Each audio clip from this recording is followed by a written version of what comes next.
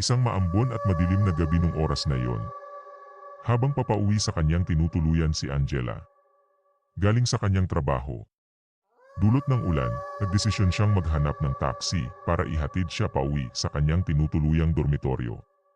Ilang minuto din siyang nag-antay sa waiting shed sa labas ng kanilang opisina.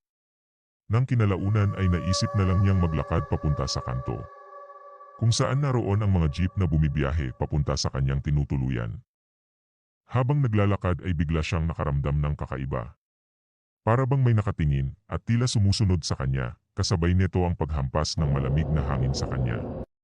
Balisa siyang palingon-lingon sa takot, ngunit walang ni isang tao sa kanyang madilim na paligid.